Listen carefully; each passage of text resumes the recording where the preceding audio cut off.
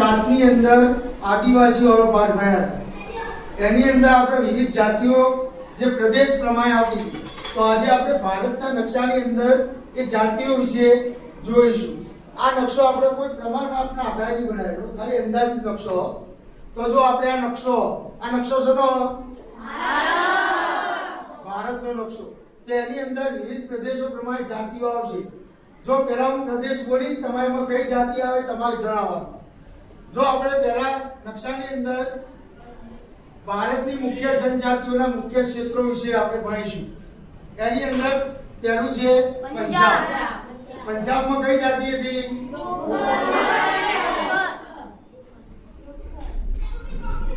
ખોખર અને ગખ્ખર જાતિ કઈ હતી? સરસ। હવે આપણે ભારતના નકશાની અંદર આ ઉપરનો ભાગ કયો ભાગ કહેવાય?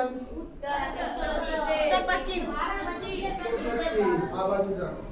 આ કયો ભાગ કહેવાય? ઉત્તર। આ બાજુનો પશ્ચિમ।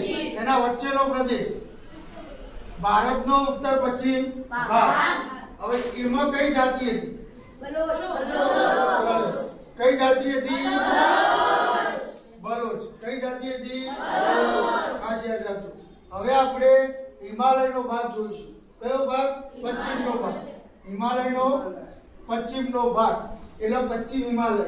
પશ્ચિમ હિમાલયમાં કઈ જાતિ હતી? ગદ્દર ગડરિયો। કઈ જાતિ હતી? ખાસ યાદ રાખજો। હવે આપણે તો નીચે આવતા રહીશું। આ કયો પ્રદેશ આવશે?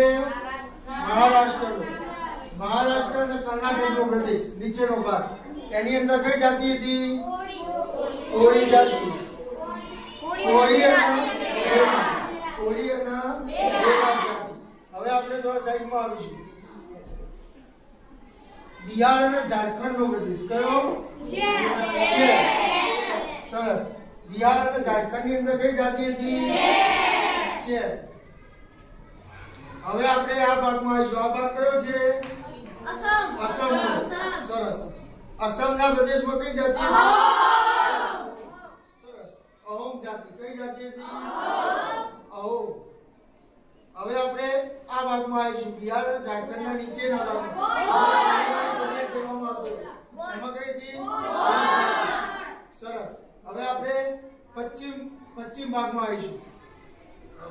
આપણે ગુજરાત અને મધ્ય ભારતનો જે ભાગ હોય એનો પશ્ચિમ અને મધ્ય ભારતનો ભાગ કહેવાય। એમાં કઈ જાતિ હતી?